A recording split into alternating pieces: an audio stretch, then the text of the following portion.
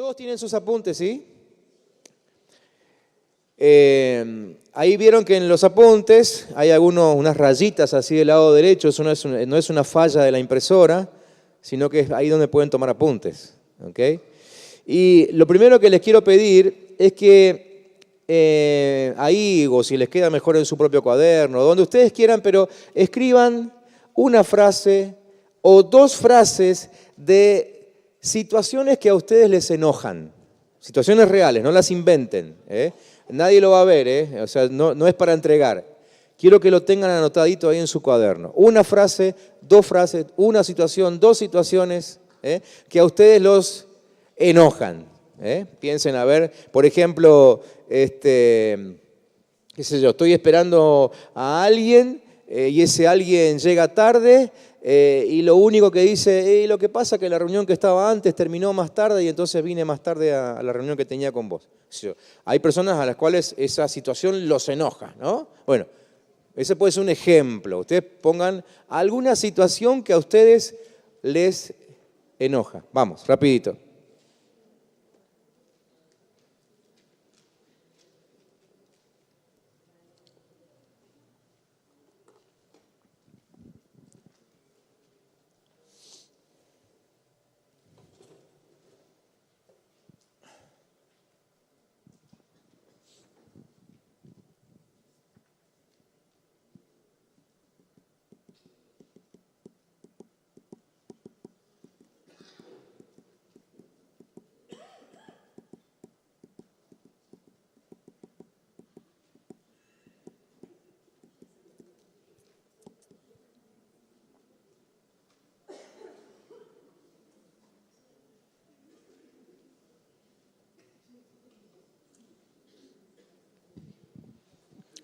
¿Listo? No hay que pensar tanto porque si los enoja, la tienen que recordar, ¿no? Bien. Les voy a poner unos textos en la pantalla. Ustedes se van a dar cuenta que en la parte izquierda de su hoja va a aparecer el mismo gráfico que aparece en la pantalla. Así que ya saben que si lo que aparece en la pantalla no lo llegan a copiar, en realidad no hace falta que lo copien porque lo tienen en su hoja. Es exactamente el mismo dibujito, ¿sí? Estos tres textos que ustedes tienen ahí en la hoja, les voy a leer estos tres pasajes, que son pasajes bien conocidos para ustedes, y quiero ver si ustedes se dan cuenta qué tienen estas historias en común, ¿sí? Mis hermanos de los grupos troncales van a escuchar cosas que ya escucharon de mí, pero bueno, eso es el castigo por ser líderes de la iglesia. No tienen que escuchar dos veces hoy, aunque vamos a agregar algunas cositas más. Pero ¿qué tienen en común estos tres pasajes? El primer pasaje es el de Lucas 10, que dice que Jesús siguió su camino y llegó a una aldea donde a una mujer llamada Marta lo hospedó. Marta tenía una hermana llamada María, la cual se sentó a los pies de Jesús para escuchar lo que él decía. Mientras yo les leo el texto, traten de imaginárselo, traten de imaginarse la escena. Pero Marta, que estaba atareada con sus muchos quehaceres, se acercó a Jesús y le dijo, Señor, ¿no te preocupa nada que mi hermana me deje sola con todo el trabajo? Dile que me ayude. Pero Jesús le contestó, Marta, Marta, estás preocupada y te inquietas por demasiadas cosas, pero solo una cosa es necesaria. María ha escogido la mejor parte y nadie se la va a quitar. ¿Ya? ¿Se acuerdan la historia, no? Va al segundo texto, Génesis 3. Dios hablando con Adán. Y Dios le dice a Adán, Adán, ¿quién te ha dicho que estás desnudo? ¿Acaso has comido del fruto del árbol que yo te prohibí comer? Y él respondió, la mujer que me diste por compañera me dio ese fruto y yo lo comí. Tercer texto. Mismo capítulo de Génesis, un poquito más adelante. Entonces Dios, el Señor, le preguntó a la mujer, ¿qué es lo que has hecho? La serpiente me engañó. Y comí, contestó ella.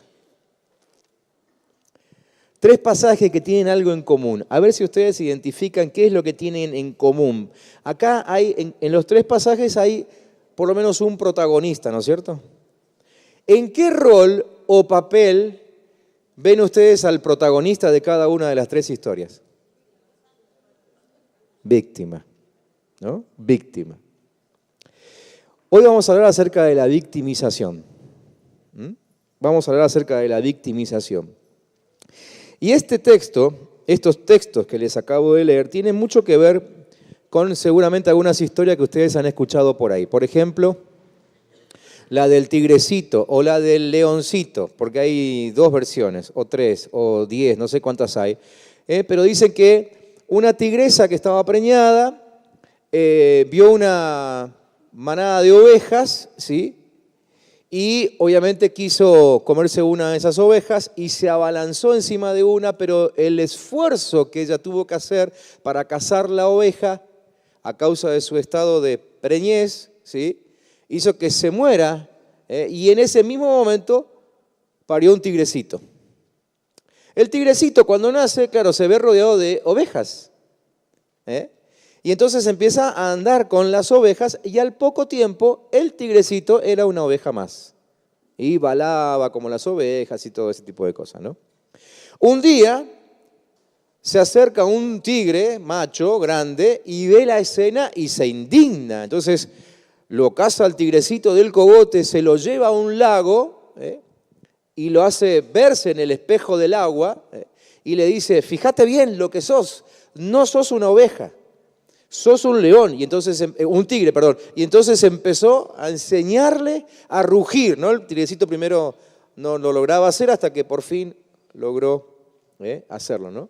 Pero hasta ese momento el tigrecito se creía oveja, ¿sí? O sea que frente al ataque de las fieras él se veía como una víctima. La misma historia quizás la escucharon con el águila, ¿no? Aquel huevo de águila que rodó montaña abajo y terminó dentro de un gallinero. Y cuando nació el águila, se encontró rodeado de gallinas y entonces creció pensando que era una gallina, ¿sí? Se veía a sí mismo como una gallina, picoteaba el piso, obviamente no volaba, ¿no? Historias que en todo momento nos enseñan que ante cada desafío de la vida, uno tiene la posibilidad de elegir o victimización o disfrute, obediencia u hojas de higuera, oveja o tigre, águila o gallina. Una de las opciones siempre conduce a una vida de resentimiento y de impotencia,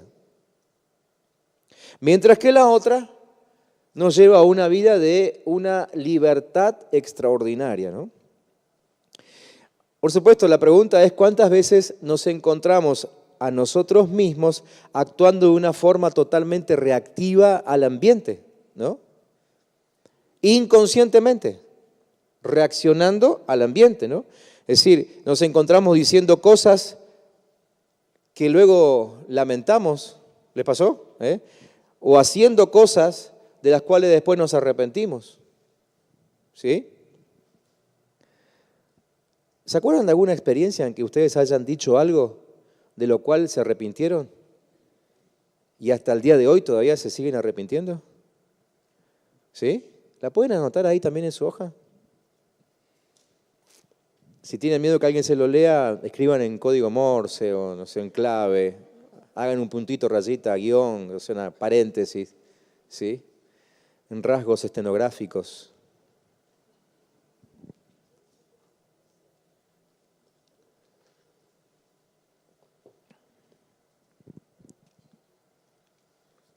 Entonces, al escribir estas experiencias, al recordarlas, ¿no? Y sentir todavía en algunos casos la amargura, en otros casos la vergüenza, en otros casos el dolor, sufrir la pérdida, ¿no? Porque cosas que por ahí decimos ocasiona que perdamos algo, ¿sí? Que se rompa una relación, por ejemplo. Todo esa mezcla de sensaciones trae un comportamiento, ¿no? Es un comportamiento reactivo que nunca resulta satisfactorio en el largo plazo, ¿sí? En el momento es absolutamente placentero. Nosotros tenemos una frase para eso, ¿no?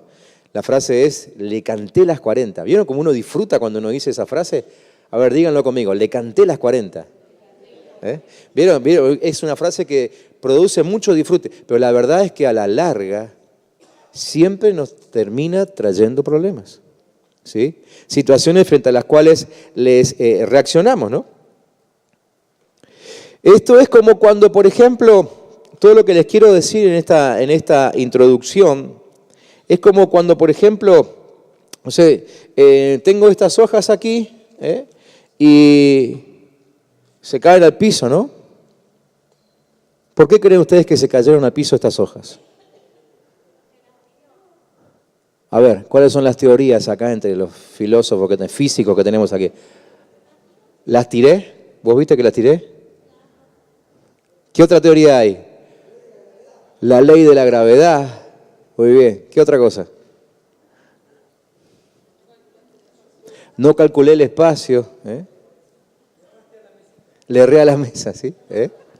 ¿Sí? Claro, la respuesta automática, y nosotros sabemos que las cosas caen porque hay una fuerza de gravedad que las atrae hasta el centro de la Tierra, ¿no es cierto? ¿Sí? Entonces, es lógico que las cosas vayan hacia abajo, ¿no? Esa es la razón por la que la taza del desayuno termina en el piso, o la papilla del nene termina en algún lugar que no es la mesa, ¿sí? No es el carrito donde se sienta para comer. La verdad es que si nosotros nos quedamos solamente con la idea de que caen las cosas por la fuerza de la gravedad, o sea, si fuésemos físicos, bueno, no pasa mucho porque el físico, ¿cuál es la intención de un físico? La intención de un físico es simplemente decir por qué las cosas suceden, ¿sí? Es como un opinólogo, ¿no? ¿Conocen ustedes gente que se dedica simplemente a opinar? Pero la verdad que no resuelve nada. Un problema sería si nosotros fuésemos ingenieros, porque el ingeniero quiere resolver algo, ¿no? Entonces el ingeniero dice, no, pero esto hay que resolverlo. Ahora, si el ingeniero se queda solamente con la idea que el físico planteó, entonces, ¿cómo hace el ingeniero para resolver el problema de que las hojas se caen al piso? La única opción que tiene el ingeniero es terminar con la ley de la gravedad. Y eso es imposible. ¿Sí? Entonces, cuando necesitamos encontrar otra opción, ¿no? Y plantearnos, bueno, a ver, es cierto, la ley de la gravedad atrae las hojas hacia el centro de la Tierra, pero también hay otra situación que sucede. Lo que está sucediendo es que yo solté las hojas. Entonces un ingeniero puede empezar a trabajar sobre esta segunda idea. Dice, muy bien, la ley de la gravedad no la puedo afectar, pero yo puedo trabajar sobre la mano que sostiene las hojas para que nunca más las suelte. ¿Sí? Entonces, ¿qué les quiero plantear con este ejemplo que les pongo? Lo que les quiero plantear es que siempre existe una segunda o quizás tercera y cuarta posibilidad. El que sufre de victimización no lo ve. ¿Por qué? Porque siempre está buscando que la culpa lo tenga el otro. Es decir, a mí me va a costar muchísimo reconocer que yo solté las hojas. ¿Sí? Yo como víctima necesito culpar a algo por el hecho de que las hojas terminaron en el piso. Entonces busco culpar a la ley de la gravedad. ¿Sí? ¿Me siguen hasta ahí? Entonces, la elección de una u otra condición distingue a las personas entre víctimas y responsables. Hoy vamos a hablar acerca de los que se comportan como víctimas, pero también de los que actúan como responsables. Y al final de la clase la idea es elegir, decidir, entender, ver cuál de las dos personas somos nosotros. Si somos víctimas o somos responsables. Mientras que la víctima se concentra en las condiciones exógenas. ¿Cuáles son las condiciones exógenas? Las que vienen de afuera. O sea, las circunstancias que yo no puedo controlar, como por ejemplo la ley de la gravedad. El responsable se concentra en las endógenas, ¿sí? Es decir, las acciones que yo puedo emprender para responder a las circunstancias. ¿Sí? Mientras que la víctima se ve como un ente pasivo sobre el cual actúan las fuerzas de la fatalidad. ¿Vieron esa gente que dice, no sabés lo que me pasó? Estamos ahí probablemente frente a una persona que se está victimizando. El responsable se ve como un ente activo, capaz de forjar su destino. ¿Sí? Para tomar un ejemplo quizás más cotidiano, ¿no? Uno que le puse al principio, cuando ustedes se que vieron su frase. ¿Recuerdan alguna ocasión en que alguien llegó tarde a una reunión con ustedes? A lo mejor el grupo de crecimiento, no sé, una reunión administrativa en la iglesia, una reunión de amigos. Habían pactado en un horario, ¿sí? Una persona llegó tarde, ¿no? Y le preguntamos, ¿por qué llegaste tarde? No, el tráfico. ¿No sabe cómo está el tráfico? Esta ciudad está cada día más loca, ¿no? ¿Les pasó o no les pasó? ¿Escucharon gente así? ¿Y ustedes lo dijeron también alguna vez? El tráfico, ¿no? Entonces, ¿cuál es la condición explicativa del retraso? El tráfico. ¿Quién tiene la culpa? La gente, obvio. ¿Sí? La gente tiene la culpa. Entonces, ¿quién es el que tiene que cambiar la conducta para que yo llegue a tiempo? El resto de los choferes de Neuquén. El problema está, a ver, yo puedo hasta autoconvencerme de que esto es así, porque en realidad el tráfico está pesado en la ciudad. No estoy diciendo una mentira, el tráfico está pesado, pero ¿cuál es el problema con usar este tipo de frases? El problema está en que voy a ser víctima de una gran frustración, porque jamás podré cambiar la conducta de todos los choferes de Neuquén. Nunca. Y ese es el gran problema con la persona que se victimiza, que nunca resuelve sus asuntos y va de victimización en victimización, de situación problemática a situación problemática, ¿no? ¿Sí? Y siempre está echándole la culpa a algo, ¿no? Como les digo, la explicación es verdadera. Es cierto que si no hubiese habido tráfico, la persona esa hubiese llegado a tiempo. Eso es cierto. Pero no puedo resolver el cómo manejan los demás. Entonces es ahí cuando yo, como persona responsable, actúo sobre factores que sí puedo cambiar. Por ejemplo, yo puedo salir más temprano, ¿sí? Yo puedo agarrar otra ruta. O yo puedo, si estoy en medio de un embotellamiento, tomar el teléfono y avisar. Mirá, no llego a la hora pactada para que el otro no me espere. ¿Me entienden? ¿Sí? Esa es la diferencia entre el que se victimiza, entre la víctima y el responsable. Entonces, así como el primer paso del aprendizaje es la declaración de insatisfacción e ignorancia. Si ustedes van a aprender algo, el primer paso para aprender algo es reconocer que ustedes no lo saben. ¿Sí? Es decir, si ustedes vienen a esta escuela de liderazgo solamente porque el pastor dijo que hay que venir, están en el horno, ¿no? Es decir, la verdad que el tiempo no lo van a aprovechar, se van a llegar enojados y se van a ir más enojados todavía, ¿no? Pero si quiero aprender algo, el primer paso es reconocer que necesito aprender, reconocer mi desconocimiento de determinadas cosas, ¿no? Mi ignorancia en algo. Y el segundo paso es asumir nuestra responsabilidad frente a las circunstancias. ¿Sí?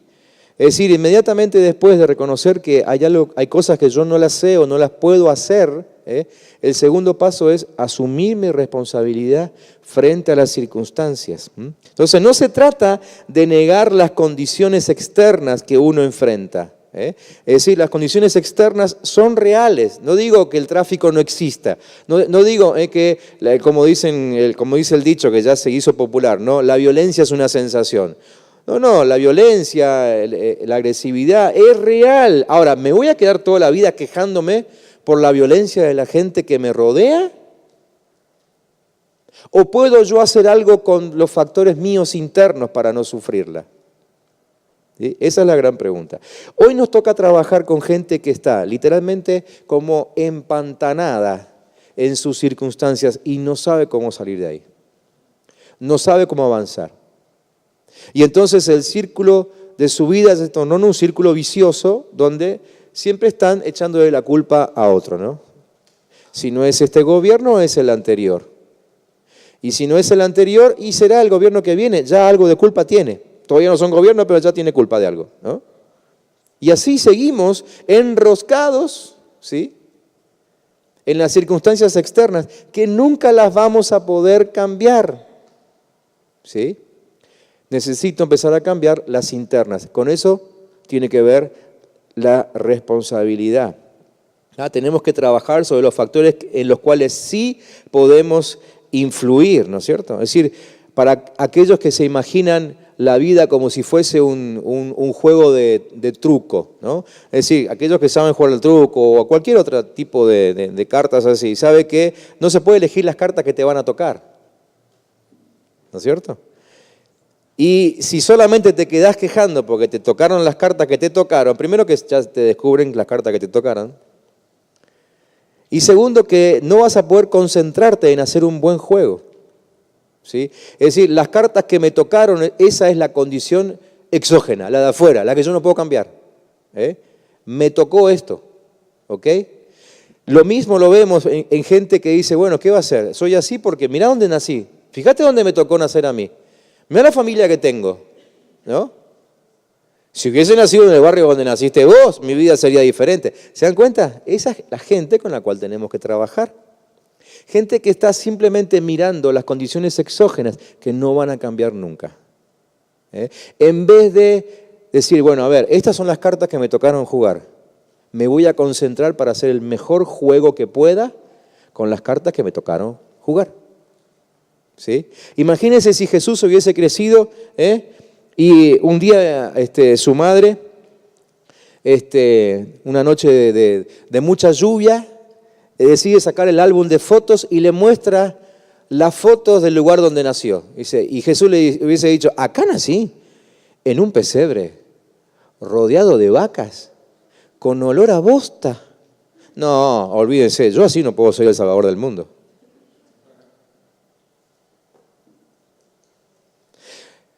Pongo el caso de Jesús por ser un caso extremo, ¿no? Pero ¿cuánta gente conocemos nosotros que nació en lugares cuyas condiciones no eran las óptimas y salieron de ahí y trastornaron sus vidas y la de otros? Esas son las personas responsables, las que decidieron trabajar para cambiar lo que se puede cambiar, no lo que no se puede. ¿Me siguen? Entonces, aún con esto tiene que ver el libre albedrío, ¿no? ¿Escucharon hablar del libre albedrío? ¿Saben lo que es el libre albedrío? ¿Sí? Bueno, el libre albedrío no implica que el universo deba ajustarse a mis deseos. El libre albedrío es la posibilidad que tiene mi conciencia de tomar la realidad que me rodea como si fuese una materia prima para una obra de arte, en vez de asumirla como si fuese una camisa de fuerza, ¿no? Eso es lo que mucha gente siente, que la circunstancia que lo rodea es como una camisa de fuerza. Yo no me puedo mover a causa de esta gente, a causa de este entorno. Acá no puedo crecer nunca, acá no me puedo desarrollar, ¿no? Libre albedrío tiene que ver con ver esa realidad y usarla como materia prima para que de esa realidad yo pueda hacer una obra de arte. ¿Sí? Ahora, aquí sería bueno entonces definir lo que significa la palabra responsabilidad, que es lo opuesto a la victimización. ¿Qué significa responsabilidad? Se lo puse así separadito para que ustedes vean que en la misma palabra se define la cuestión, ¿no? Responsabilidad es la habilidad de responder a determinadas circunstancias. La habilidad de responder a determinadas circunstancias. Eso es responsabilidad. ¿Ah? ¿Me siguen hasta acá? ¿Vamos bien? ¿Sí? ¿Van entendiendo la cosa? Bien. Ahora, otro ejemplo. ¿Cuántos de ustedes han escuchado alguna vez, los que son padres, a sus hijos o algún niño pequeño por ahí decir, fue sin querer? ¿Lo escucharon? ¿Sí? Bueno, los niños, siempre decimos esto con Marina, ¿no? Los niños son los que mejor grafican los comportamientos de los adultos. Los adultos lo disfrazamos, le cambiamos las palabras, ¿no? Como que la acomodamos un poco, pero los niños son tan genuinos, tan sinceros y terminan diciendo lo que en realidad también vivimos nosotros, ¿no? Entonces los niños dicen, fue sin querer, ¿no es cierto? Ellos descubren que hacer cosas sin querer parece que diluye su culpabilidad, ¿no? Es decir, el simple hecho de decir, fue sin querer es como que ya se sienten protegidos. Una frase que los protege. Fue sin querer. Ahora, el que lo hicieran sin querer, ¿los exime de la culpa? La verdad que no, ¿no? Pero así es como actuamos, ¿no? La frase ha sido un accidente, fue un accidente. La verdad que no quise hacerlo. Es como un amuleto, ¿sí? Que nos absuelve, nos protege de todo tipo de responsabilidad, ¿no? Así es como aparece una niña y dice, se volcó el jugo, solito. Estaba así mirando y se volcó, ¿no? Y viene otro niño, ¿no? Y dice, se rompió el juguete. O sea, como que se suicidó delante de sus ojos. Una cosa así, ¿no? Se cayó la pizza, ¿no? Se zambulló de mis manos, se cayó, ¿no? Se perdieron los guantes. Claro, como salieron caminando del cajón solito, ¿no? Dígame si estas frases no se escuchan en su casa, y no solamente de los niños, ¿no? Todo el tiempo usamos frases de este tipo. Todo el tiempo usamos frases de este tipo. ¿Por qué? Porque es mucho más fácil echarle la culpa al jugo, al juguete, a la pizza, que asumir nosotros la responsabilidad de lo que sucedió, ¿no? Vemos que están peleando nuestros hijitos y le preguntamos, ¿por qué le pegás a tu hermana? Ella empezó. Inmediatamente, ¿no? Ella empezó, ¿sí? Ella me hizo burla, ¿sí? Es algo así como decir, en realidad, la culpa de que yo le haya pegado la tiene ella. Es más, ella quería castigarse a sí misma y me usó a mí como instrumento para lograrlo. ¿No? Ella empezó. Es una frase típica, ¿no? Es decir, lo hacen los niños, pero también lo hacen los adultos, ¿no es cierto? Él me engañó, él me falló, él me estafó, por lo tanto yo ahora le corto el rostro, no le hablo nunca más. Iremos a la misma iglesia, pero yo entro por mango y él entra por fava. Nos vino bárbaro tener la iglesia así separadita, ¿no?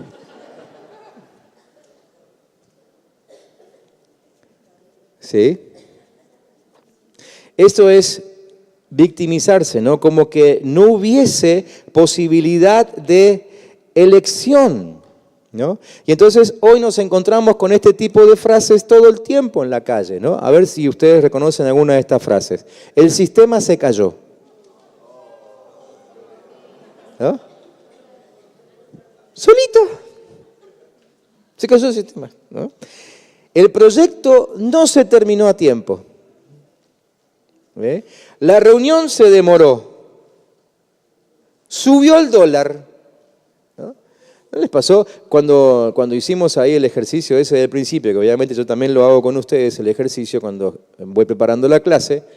Yo había notado un ejemplo con esto, un artículo que voy siguiendo, lo voy siguiendo, porque en algún momento lo quiero comprar, no quiero comprar con crédito, así que ahorro, lo voy siguiendo, y el día que lo voy a comprar me dicen, no, ya vale otra cosa. ¿Por qué? Porque subió el dólar. Esa es una de las situaciones que a mí me enoja, por ejemplo, ¿no?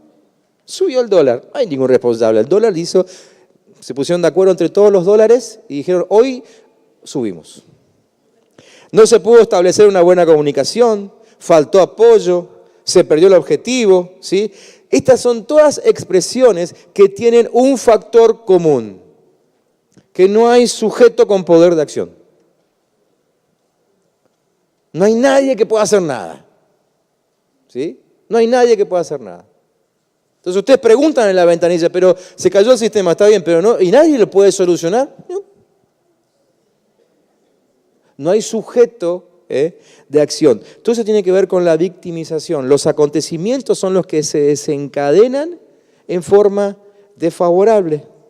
Y no hay nadie responsable para eso. ¿Sí? Ahora, las frases que utilizarían aquellas personas que son responsables, se incluirían a sí mismos en la respuesta. Por ejemplo, bueno, el sistema se cayó. Bueno, ¿cómo dirían esas personas? Nuestra programación no es tan robusta, tiene sus debilidades. Entonces me estoy haciendo cargo, ¿no? Me atrasé con el proyecto. No prestamos atención y la reunión se extendió, ¿sí? No encontramos una estrategia capaz de mantener el dólar estable. Eso suena diferente, ¿no? Cometí errores. No supe entablar una comunicación efectiva. No conseguí apoyo. O, para la última frase, me desconcentré. No es se perdió el objetivo. Me desconcentré. Lo admito. Esa es la actitud de una persona responsable, ¿sí? Entonces, lo fundamental no son las palabras, sino la manera de pensar que las palabras reflejan. Mis palabras simplemente hablan de lo que ya tengo acá adentro, ¿sí? Entonces, como ya estoy tratando de huir, de escapar, de mostrarme como víctima, mis palabras terminan expresando eso, ¿no? Entonces, necesitamos renunciar a la pretensión de inocencia. Pretendemos ser inocentes, tenemos que renunciar a esa pretensión cuando en realidad tenemos responsabilidad en el asunto, ¿sí? ¿Por qué la gente se victimiza? Yo creo que la gente se victimiza porque creemos que la seguridad y la felicidad se consiguen mediante la aprobación de otro, ¿sí? Entonces tengo miedo que el otro me rechace, necesito ser aprobado por otro, por eso me excluyo del problema, trato de no aparecer cuando algo sucede, porque si me mostrara como responsable, como culpable, el otro pudiera ya no amarme o ya no aprobarme, ¿sí? O sea, imagínense ahora desde esta perspectiva al cajero del banco, diciéndoles a ustedes, se cayó el sistema. Pónganse en su situación. Él no es jefe, él no administra el sistema de cómputos, él no maneja la red de internet, ¿sí? Tiene que poner la cara por quién sabe cuántas personas están detrás de él, ¿no? Él necesita no tener un conflicto con el que está del otro lado de la ventanilla, o sea, ustedes.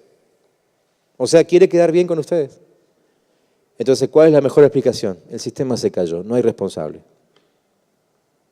Esperando que el del otro lado lo entienda, dé la vuelta y se vaya. Como en realidad hace la mayoría de la gente, ¿no? Ese es el mundo en el que estamos viviendo. Ahora, el problema con todo esto viene quizá desde nuestra infancia, porque desde nuestra infancia aprendemos a igualar responsabilidad con culpabilidad. Responsabilidad con culpabilidad, ¿sí? ¿Recuerdan cuando ustedes eran chiquititos, estaban jugando en su habitación? A su estilo, ¿no es cierto? Y entra mamá y dice, ¿quién es el responsable de este desorden? Responsabilidad igual culpabilidad. Entra papá, ustedes se están peleando con su hermano, su hermana discutiendo, ¿no? Entra papá, así pega un grito y dice, ¿quién es el responsable de esta discusión? Responsabilidad igual culpa. Entonces, crecimos creyendo que mostrarse como responsable significa ser el culpable de la situación. Entonces aprendimos a usar mecanismos de defensa. Y el mejor mecanismo de defensa es la victimización. Yo no fui. Yo no fui. ¿Qué es lo que quiere ese nene que está escuchando a su mamá preguntar quién es el responsable del desorden? ¿Qué quiere? Quiere sentirse aprobado por su mamá, ¿sí? No está pensando, en realidad a esa edad, no está pensando en culpar a su hermanito, ni quiere que su hermanito quede mal visto delante de su madre. Lo que quiere es salvarse él, ¿sí? Entonces va aprendiendo a usar un mecanismo de defensa que en realidad ocasionamos nosotros los adultos, ¿no es cierto? ¿Por qué? Porque mostramos que responsabilidad es igual a culpabilidad. Así crecemos Así maduramos y así nos comportamos. En nuestra mente, asociado con la infancia, ser responsable equivale a ser causante, a ser culpable, ¿no? Entonces defendemos nuestra inocencia despegándonos del problema. No, yo argentino. Frase típica también, ¿no? Yo argentino. Por eso existe el refrán que dice que el éxito tiene muchos padres y el fracaso es huérfano. ¿Qué quiere decir eso? Que cuando algo sale bien, ¡ay, estamos todos! Yo fui, ¿eh? No fui yo. O sea, todos son padres del éxito. Pero cuando hay un fracaso, dice, ¿quién fue? Yo no. El fracaso es huérfano. Todo eso tiene que ver con la victimización. El problema de correrse de la situación es que uno pierde todo poder de influir positivamente en esa situación. Cuando yo me corro, pierdo poder. ¿Sí? Cuando me corro, pierdo poder. Si yo no soy parte del problema, tampoco puedo ser parte de la solución. Si el problema no es mío, entonces yo no lo puedo solucionar. ¿Sí? Aquí es cuando empezamos a entender cómo actúa el responsable, ¿no? El responsable sí o sí tiene que hacerse cargo del problema. Ahora, claro, ustedes lo primero que se le viene a la mente es, pero ¿por qué me tengo que hacer cargo yo de algo de lo cual yo no soy culpable? Porque realmente yo no soy culpable, ¿sí? Venía para una reunión en la iglesia, llegaba en punto y un loco en moto pasó en rojo, me chocó el auto y bueno, me demoré, tuve que hacer los trámites, esperar a la policía, sacar fotos, tomar patente y después recién pude seguir. Yo no tengo la culpa de que me hayan chocado. Yo venía bien, tenía luz verde, el que tenía luz roja era él. ¿Por qué me tengo que hacer cargo yo de la culpa del otro? Te tenés que hacer cargo porque el que tiene problemas sos vos. ¿Sí? Entonces, sos vos el que tiene que hacer el quiebre y decir, bueno, a ver, ya llegó tarde para la reunión, yo tengo que resolver esto de alguna forma, ¿no? E inmediatamente planifico, establezco una estrategia para modificar el resultado. Ahora, si yo simplemente me quedo ahí mirando al de la moto diciendo, bueno, a ver, resolvelo vos porque, viste, la culpa es tuya. Llamá a vos ahora al pastor y decirle que voy a llegar tarde a la reunión por culpa tuya. O sea, eso no va a suceder. Yo no voy a poder modificar su conducta. ¿Sí? Esa es la forma en que yo me hago responsable, es decir, cada vez que hay un problema que me afecta a mí, la verdad es que yo tengo responsabilidad en ese tema. Ahora, otra vez, separemos responsabilidad de culpa. No estoy diciendo que tengamos culpa, tenemos responsabilidad. Necesitamos, ¿qué significaba responsabilidad? Necesitamos habilidad de responder a una situación inesperada. Eso es ser responsable. ¿Sí? Entonces, ustedes piensen en algunas situaciones que inclusive se le dan a ustedes en el grupo, en el ministerio, ¿no? De pronto pasa algo, alguien los está esperando, ese alguien que los está esperando no sabe de nada, como decimos siempre, no tenemos la bola de cristal, ¿sí? Y entonces después cuando por fin llegan y se puede explicar lo que sucedió, el que lo estaba esperando dice, ¿y por qué no me avisaste? ¿Por qué no me llamaste? Te podría haber ido a buscar, podría haber hecho esto, habría hecho lo otro. Ahí es cuando simplemente estamos parados sobre el rol de víctima. Y no asumimos la responsabilidad de resolver algo que me está originando un problema a mí, aunque yo no sea culpable. ¿Me estás entendiendo? ¿Sí? Entonces acuérdense siempre, responsabilidad es la habilidad de responder a una situación dada. No es culpabilidad. ¿Sí? A veces soy culpable. Pero hablemos ahora de aquellas situaciones en las cuales yo no soy culpable, pero estoy en medio del problema. Entonces me tengo que hacer responsable. La otra opción es ser víctima, actuar como una víctima, ¿no? Y simplemente quejarme y no resuelvo nada. No resuelvo nada. ¿Está bien? Entonces, ¿qué deberíamos hacer? Abandonar la ilusión de que los demás se van a hacer cargo de mis problemas simplemente porque yo pienso que no los causé, y asumir la necesidad de enfrentar la situación, independientemente de que sea justo o no sea justo, ¿sí? Porque claro, uno dice, bueno, pero no es justo que yo tenga que resolver un problema que yo no causé. Es que la vida no es justa. A ver, por eso estamos esperando que vuelva el Señor Jesús, porque la vida no es justa. Necesitamos que venga el Rey de Justicia a reinar sobre nosotros. Eso es lo que dice el final del libro de Apocalipsis, ¿no es cierto? Señor, ven pronto. ¿Por qué creen que clama así? Porque no hay forma de resolver la injusticia de este mundo sin que venga Cristo. Así que la vida no es justa. No esperen que los demás actúen con justicia para con ustedes. Simplemente háganse responsables de lo que les está pasando, generen la habilidad de responder a las situaciones que les toca vivir todos los días. ¿Vamos bien? Esa irresponsabilidad generalizada, la sensación de ser víctima, son consecuencia de creer y actuar con una teoría tradicional del comportamiento humano. Es una teoría bastante antigua, pero que sigue vigente hasta el día de hoy, que es la teoría de la psicología del estímulo y de la reacción. O sea, todo lo que me pasa tiene un estímulo. Yo actúo en base a un estímulo. Algo, un factor externo, me estimuló. Por eso actué como actué. ¿Sí? Es decir, esto lo que hace es que yo quede totalmente sin poder de acción.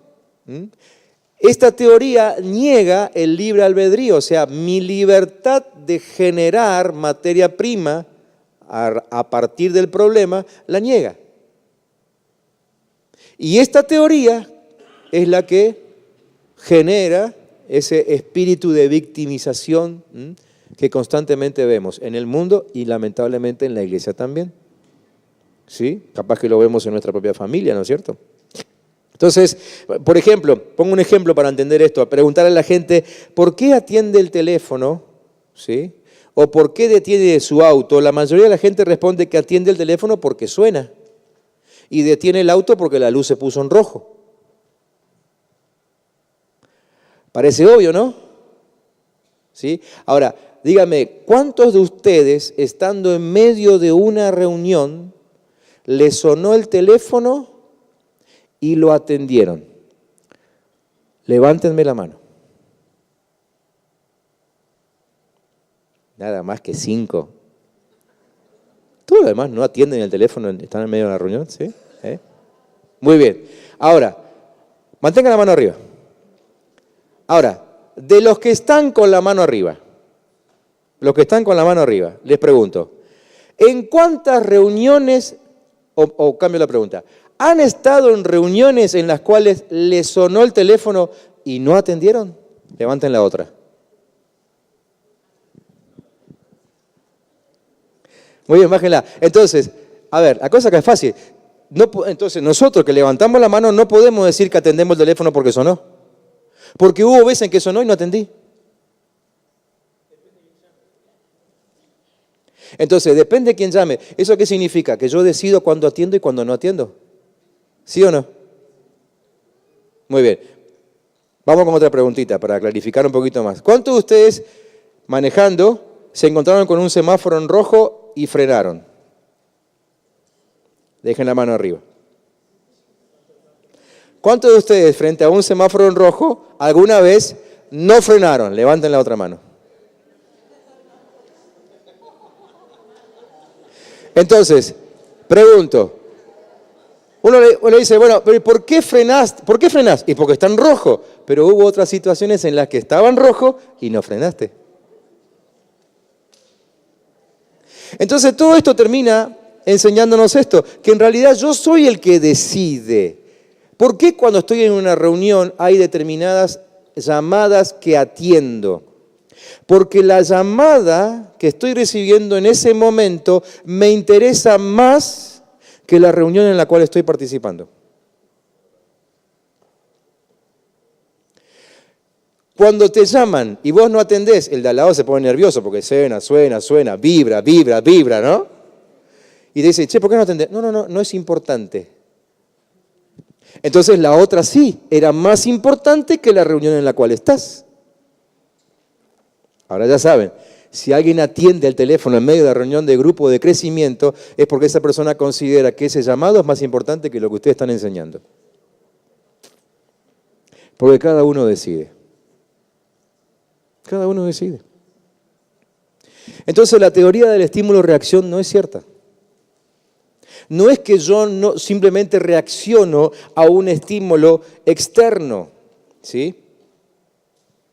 Esta teoría condiciona mi comportamiento a un factor del entorno, ¿sí? Me condiciona. Y la verdad que no es así. Yo estoy en poder de la decisión. Pero ¿cómo actúa el victimario, el que se victimiza? El que se victimiza, no el victimario, el que se victimiza. Suena el teléfono, lo atiende y dice, bueno, ¿qué quiere que haga? Tengo que atender. En todo caso, no enojate con el teléfono. El teléfono sonó porque sí, ¿no? O enojate con el otro que me está llamando justo ahora. O sea, el otro tiene que saber que vos justo ahora estás en una reunión. Enojate con él. Eso es actitud de víctima. Ahora, el responsable, ¿qué dice? Perdón, debería haber apagado el teléfono. O dice, perdón, la verdad es que esta llamada me importa. Esta mañana yo estaba con el médico, sonó el teléfono de él varias veces y una sola llamada atendió. En realidad un mensaje de texto, ¿no? Me dice, cuando termina de contestar el mensaje, me dice, a los hijos hay que contestarle. Ahí entendí que todos los demás mensajes no eran de sus hijos. Contestó. Entonces, él me hizo saber que el mensaje de uno de sus hijos era más importante que la entrevista que estaba teniendo conmigo. Perfecto, me lo explicó, lo entendí, lo acepté. Listo, ya está. ¿Sí?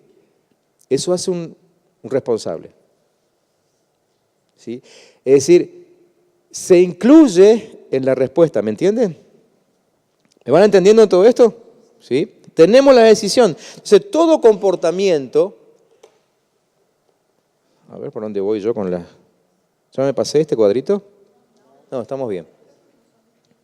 Todo comportamiento se origina entonces, ahí está, en la conciencia del ser humano, ¿sí? En sus modelos mentales. O sea, lo que ocurre fuera de esa conciencia, escuchen bien esto, lo que ocurre fuera de la conciencia no induce la acción, solamente la influye. Yo puedo ser influenciado por el medio externo, pero no soy inducido a actuar por el medio externo. ¿Sí? Lo que me rodea me puede influir, pero no determina mi acción. El que determina la acción siempre soy yo. ¿Sí? Siempre soy yo. Uno no responde al teléfono porque suena, ni detiene el automóvil porque se enciende la luz roja del semáforo, ni hace cualquier otra cosa a causa de lo que ocurre en su entorno. Uno elige hacer lo que hace como respuesta a la situación que percibe y elige actuar de la manera como lo hace porque le parece que es la mejor posible para perseguir sus propios intereses. ¿Sí? Así que yo siempre actúo conforme a mis intereses. Yo actúo conforme a mis valores.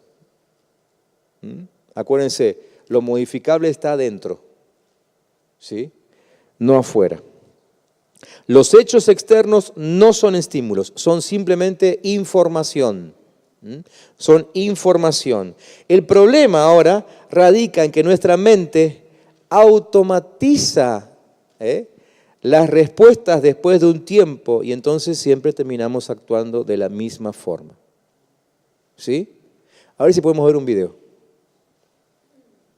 ¿Tenemos sonido ahí?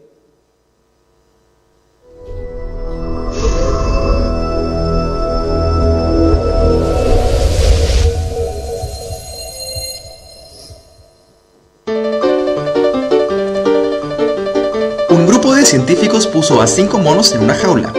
En el centro pusieron una escalera y encima de ella unos plátanos. Cuando un mono subía la escalera para sacar plátanos, los científicos les tiraban agua a los que estaban en el suelo.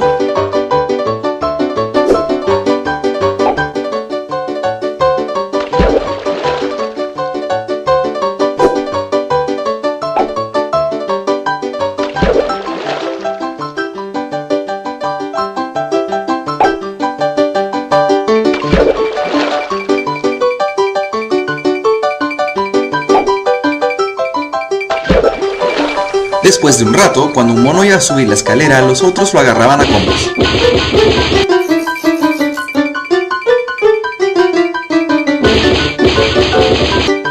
Después de otro rato, ya ningún mono subía la escalera, a pesar de la tentación de los plátanos. Entonces los científicos cambiaron a un mono y lo primero que hizo fue subir la escalera, siendo botado rápidamente y agarrado a combos. Después de más golpes, el azul ya no subió más la escalera. Cambiaron a un segundo mono y ocurrió lo mismo, incluyendo el primero que participó en la pelea entusiasmado. Cambiaron a un tercero, un cuarto y finalmente al último también lo cambiaron. Entonces los científicos se quedaron con un grupo de 5 monos y aunque nunca tuvieron un baño helado, nunca dejaron de pegarle al que intentaba subir por los plátanos. Si fuera posible preguntarle a alguno de ellos por qué le pegaban al intentar subir la escalera, de seguro la respuesta sería: no sé, las cosas por acá siempre han sido así. No puedes perder la oportunidad de pasar esta historia a tus compañeros para que de vez en cuando se cuestionen por qué se están pegando. ¿Entendieron la historia? ¿Sí? Estos monos se fueron acostumbrando a pegarse entre ellos, hasta que un día se pegaban y ya no sabían para qué se pegaban. De hecho, ya ni siquiera había más bananas sobre la escalera, pero se seguían pegando. De la misma forma actúa nuestra mente, ¿no? Nosotros actuamos una vez como víctima y la mente toma modelo. Actuamos una segunda vez como víctima y ya va generando un modelo. Tercera vez como víctima y ya nos acostumbramos. Y a partir de ahí siempre actuamos de la misma forma. Y respondemos de la misma forma. ¿Sí? Ese es nuestro problema, que la mente automatiza la respuesta. Es decir, la mente siempre va, acuérdense que la mente, así como los teléfonos inteligentes, ¿saben cómo funcionan los teléfonos inteligentes? El teléfono inteligente va detectando sus gustos. ¿Sí? Como por ejemplo, qué sé yo, un ejemplo, no sé cuántos de ustedes usan Spotify, ¿no? Para escuchar música en su teléfono. A medida que ustedes van usando Spotify, Spotify va generando una especie de selección de sus propios gustos, a tal punto que llega un momento que ustedes escuchan solamente la música que Spotify considera que a ustedes les gusta. ¿Sí? Los teléfonos inteligentes van generando una memoria y van recordando las páginas que ustedes generalmente visitan, ¿sí? Así que por ahí, si de pronto aparece algo en tu Facebook, una publicidad de algo, y dices, no sé cómo apareció esto acá. Ahora ya todos sabemos por qué aparecen algunas cosas en nuestras páginas, ¿sí? Porque hemos estado visitando, el sistema entendió que eso me interesa y me lo están mandando, me lo manda. Así que si ustedes miran mi Facebook, está lleno de propaganda de zapatillas. O sea, nunca me las compro, pero las miro, veo los precios, qué sé yo, me gusta. Siempre me gustó coleccionar zapatillas. Cuando era chico coleccionaba zapatillas. ¿A cuántos de ustedes se le ocurrió coleccionar zapatillas? Miren, a mí sí. ¿A Santi también? ¿Se dan cuenta? Entonces, la mente actúa de la misma forma. O sea, ¿de dónde la computadora saca la idea de generar un banco de memoria para siempre mandarte lo que necesitas y hacer el menor esfuerzo cuando lo tengas que buscar? Así funciona la mente. La mente va acomodando todo para que en el futuro tengas que hacer menos esfuerzo para conseguir algo, ¿sí? Eso genera un sistema de costumbre, ¿sí? Imagínense si ustedes tuviesen que lavarse los dientes todos los días de su vida repitiendo la experiencia de la primera vez. O sea, todos los días terminarían con dentífrico en el ojo, todos los días se clavarían con el cepillo en la nariz, ¿no? Pero ¿por qué hoy ya ustedes pueden, hasta los hombres, por ejemplo, afeitarse debajo de la ducha sin necesidad de mirarse en el espejo? Porque la mente generó un banco de memoria, ¿no? Y lo que ustedes hacen constantemente, día tras día, sin que nos demos cuenta, la mente lo va mejorando. A tal punto que un día somos expertos en atar cordones. Ahora traten de explicarle a alguien cómo se ata un cordón. Es imposible, ¿no? Es imposible explicar a alguien y que lo entienda. O sea, yo lo puedo explicar, pero que lo entienda es otra cosa, ¿no? Cada uno tiene su sistema, pero acuérdense de la primera vez que ataron un cordón. Si es que lo ataron la primera vez. ¿Me entienden? Entonces, la mente va automatizándose. Eso es lo que tenemos que entender. La libertad para elegir cómo responder a una situación, abre la puerta hacia la dimensión ética o la dimensión de santidad de la existencia humana. Y eso se llama responsabilidad.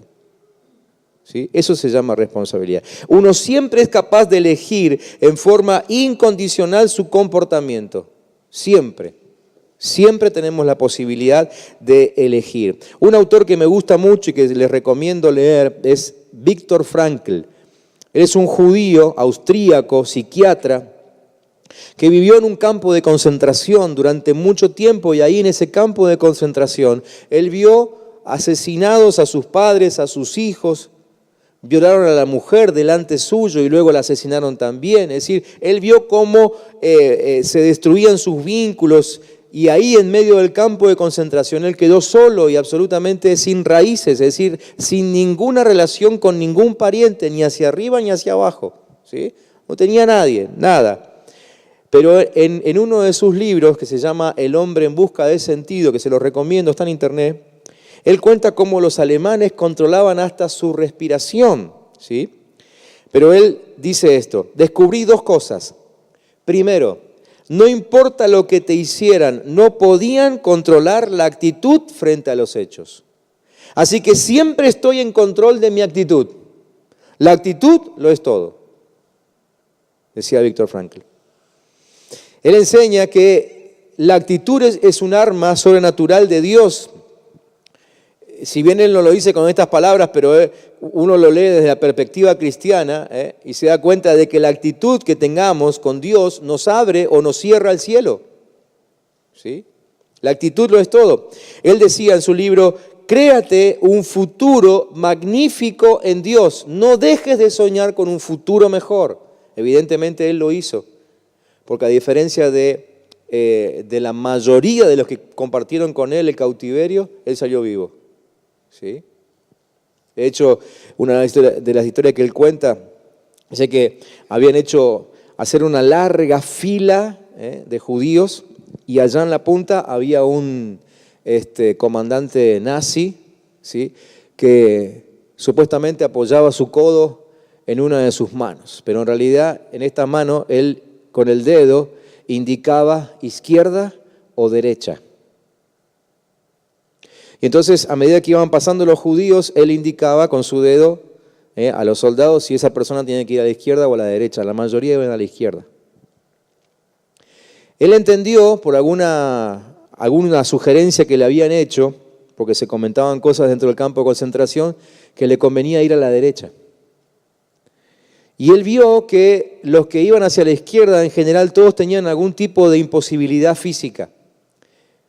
Y él venía rengueando porque lo habían castigado mucho, así que dice que se enderezó lo más que pudo, trató de caminar derecho, se paró delante del comandante, el comandante lo agarró de los hombros, lo sacudió bastante, pero al final lo giró hacia la derecha. Y entró hacia la derecha, y él no sabía bien todavía qué significaba, qué pasaría con los de la izquierda. Él pensaba que los de la izquierda iban a ir a trabajos forzados o algo así. Cuando llegó al lugar donde estaban todos los que habían ido a la derecha, que eran los menos, muchos menos, uno de ellos le dijo: ¿Querés volver a ver a los que estaban con vos en la fila y fueron para el otro lado? Sí, por supuesto, los quiero volver a ver en algún momento. Bueno, mirá, ¿ves esa chimenea? ¿Ves ese humo que sube? Ahí los estás viendo. En ese momento él no entendió lo que le estaban diciendo, hasta que después comprendió que los que iban a la izquierda eran incinerados. ¿Sí? Entonces él realmente tuvo que poner en práctica esto de la actitud, ¿no? Por eso que él habla muchísimo de la actitud como su herramienta, su arma de defensa en medio de un campo donde la muerte era 99% segura. Cuando leí ese libro por primera vez, una frase vino a mi mente, ¿no? Y la frase era: el dónde estoy no determina el dónde voy. El dónde estoy no determina el dónde voy. Mi circunstancia de hoy puede no ser la óptima, puede no ser perfecta, pero eso no determina dónde voy. ¿Sí? Él estaba en medio de un campo de concentración. Y eso no determinó el lugar en el que él terminó al final. La segunda cosa que descubrió Frankl fue: el problema solo adquiere las características que tú le asignes, decía él.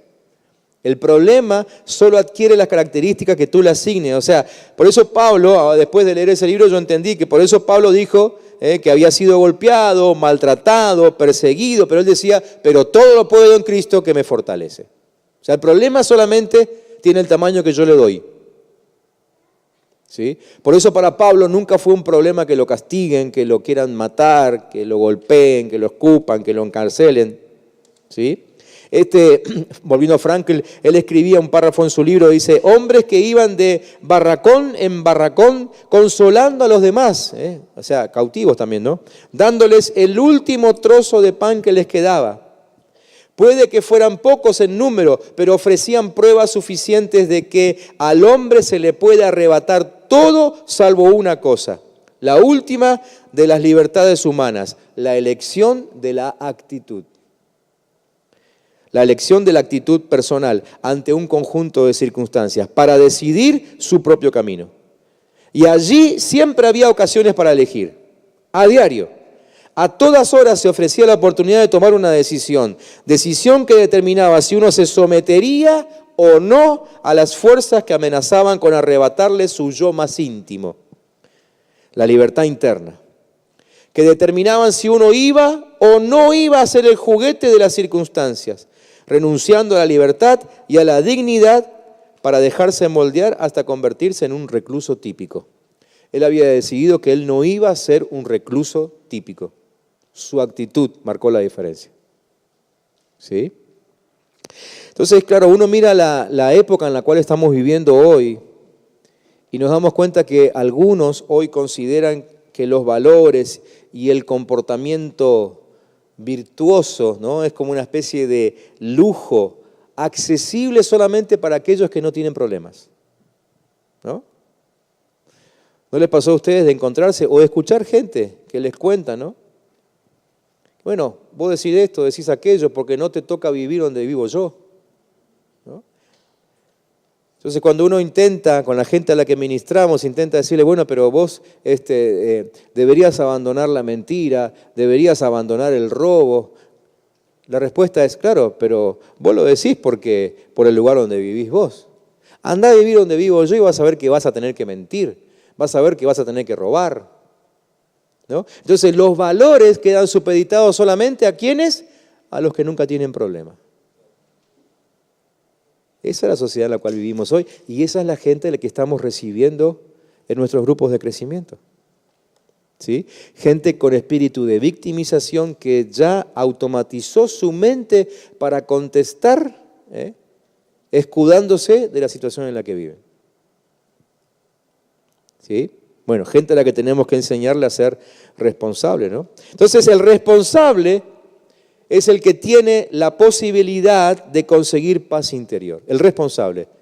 La víctima no. Porque la víctima siempre va a seguir sufriendo ese sentimiento de culpa y de fracaso. Aunque no siempre el responsable obtenga el resultado deseado, siempre sabrá que es posible comportarse de la forma en que él quiera comportarse. ¿Sí? Hablando de responsabilidad, los especialistas dicen que hay 3 tipos de responsabilidad. El primer tipo de responsabilidad es la responsabilidad reactiva, de reacción, ¿sí?, que se orienta a corregir los hechos consumados.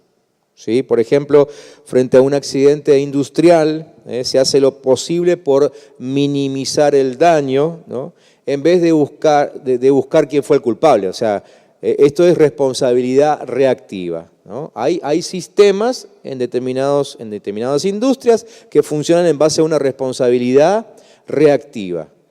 Buscamos que el daño sea el menor, no importa quién causó el daño. Es un tipo de responsabilidad. Un segundo tipo de responsabilidad es la proactiva, la responsabilidad proactiva, ¿sí? La que se orienta a los procesos y es donde se intenta evitar, por ejemplo, que comience un incendio.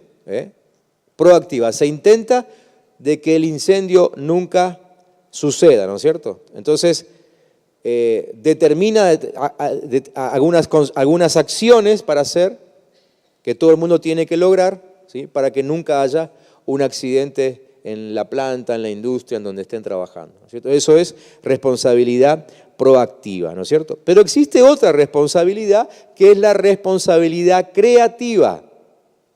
Responsabilidad creativa, que se orienta más que nada a no pensar en las cosas negativas que puedan suceder, sino a pensar cosas positivas. ¿Sí? Entonces, por ejemplo, dijimos que la responsabilidad reactiva es la que intenta ver cómo se apaga el incendio. La proactiva es la que intenta que el incendio nunca empiece. La creativa es la que intenta, por ejemplo, que nunca haya gente cerca de un incendio. Entonces automatizan una planta, ¿no? Eso es responsabilidad creativa. Entonces la gente nunca tiene contacto con fuego, ¿sí? O, qué sé yo, cuando colocan esos sistemas, ¿no?, que se activan automáticamente cuando hay un incendio. Entonces, no tiene que ir nadie con la manguerita cerca del fuego, sino que hay un sistema automático que se enciende y que distribuye el agua para que el fuego descienda. La gente nunca se acerca. Eso es responsabilidad creativa. Entonces nosotros tenemos que decidir cuál de las tres responsabilidades vamos a usar. Cualquiera de las tres en realidad está bien, ¿eh? Por supuesto que las dos últimas, tanto la proactiva como la creativa, son las mejores, en las cuales tendríamos que poner todo nuestro esfuerzo, ¿no es cierto? Aunque a veces tenemos que reaccionar, ¿sí? El tema es que tenemos que ser responsables. Fíjense que yo dejé de lado acá la posibilidad de la victimización. Se lo mencioné en la primera, como al pasar. Una actitud de victimización sería dediquémonos a ver quién causó el incendio y la planta se sigue quemando, ¿no? ¿Y a quién se le ocurrió dejar eso enchufado? Y la planta se sigue quemando. Y hasta cuando descubren quién dejó la plancha enchufada, la casa ya se consumió toda, ¿no? Esa es la actitud de la víctima, ¿sí? Entonces nosotros, en nuestro trabajo de liderazgo, no buscamos encontrar al que causó tal o cual cosa, sino que nos metemos dentro del problema para resolverlo, responsablemente, ya sea con responsabilidad proactiva o reactiva, o si es posible, la creativa, ¿no? Siempre, en toda situación, hay una posibilidad de resolución responsable, ¿no? O sea, la persona siempre es libre de elegir su respuesta, siempre, pero a veces elige ser inconsciente de esa libertad y actuar como si no fuera libre. Me obligaron. Tuve que hacerlo, ¿sí? Lo que la víctima no ve es que su perspectiva es la que lo condiciona, ¿sí? O sea, la forma de ver su problema, ese es su problema, ¿sí? Fíjense que frente a determinados problemas hay personas que hacen un mundo de ese problema y hay personas que siguen la vida normalmente, ¿no? Frente, por ejemplo, a una misma enfermedad, digamos un cáncer terminal.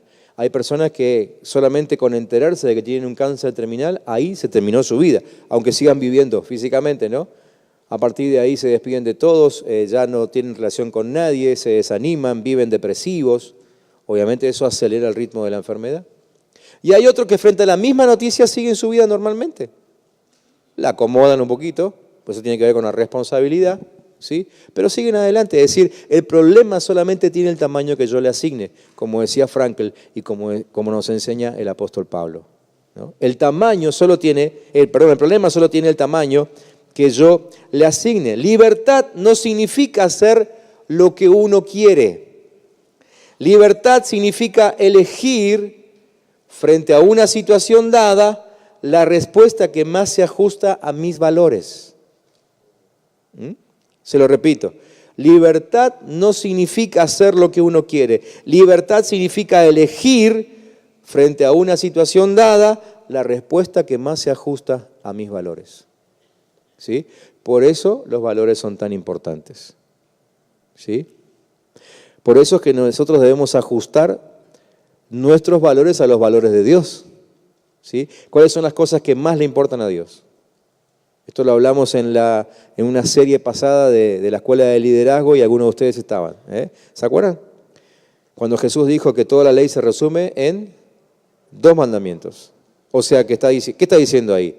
Que para Dios lo más importante son estas 2 cosas. ¿Qué cosas? Amar a Dios y amar al prójimo. Entonces, cuando yo acomodo mis valores a los valores de Dios, empiezo, ¿sí?, a establecer mis prioridades, ¿sí? Y mi vida va a empezar a responder conforme a esas prioridades, ¿sí? Y porque amo a Dios, voy a seguir viniendo a la iglesia, voy a seguir participando de las actividades, voy a seguir preparándome, entrenándome. Porque amo a Dios, y porque amo al prójimo, voy a seguir visitando, voy a seguir esperando la respuesta de aquel al que estoy atendiendo, ¿sí? Porque amo al prójimo como amo a Dios, porque ajusté mis valores a los de Él, es que sigo insistiendo a pesar de que me fallaron, me traicionaron, ¿sí? ¿Se dan cuenta? Eso significa responder responsablemente. Entonces, el comportamiento, por definición, es siempre voluntario. El comportamiento es siempre voluntario. Algunos de sus componentes, como por ejemplo las acciones y los pensamientos, son controlables en forma directa. O sea, yo puedo controlar mi acción y mi pensamiento de forma directa. Y hay otros componentes del comportamiento que los controlo indirectamente. No los puedo controlar directamente, como por ejemplo lo que tiene que ver con la fisiología. Por ejemplo, una persona tiene miedo, un miedo desgarrador. Vieron que hay gente que tiene mucho miedo, se asusta mucho y, por ejemplo, se orina encima, cosas así, ¿no? Es decir, eso es de control indirecto. Yo no lo puedo controlar directamente. La fisiología, las emociones, ¿sí?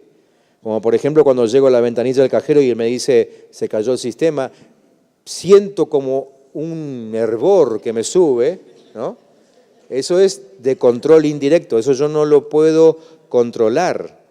Lo que sí controlo es lo que después de eso sucede, mi acción y mi pensamiento, ¿sí? Los deseos, ¿sí?, y los sentimientos, son de control indirecto, pero la verdad es que todo el comportamiento, los 6 elementos del comportamiento humano son todos controlables. Todos controlables. Lo que tenemos que lograr es que nosotros como líderes empecemos a plantearnos como modelo en este sentido. Y abandonar nosotros primero las características de víctima, ¿no es cierto? De víctima. Por ejemplo, les pongo un ejemplo de esto último que les dije. En el caso de una persona alcohólica, ¿sí? La persona alcohólica bebe, eso es una acción, porque cree que bebiendo es la mejor manera de tener cierto control sobre su vida, ¿sí? Ahora, la persona eligió beber, pero no eligió tener un dolor de cabeza al día siguiente, ¿sí? Pero indirectamente sí.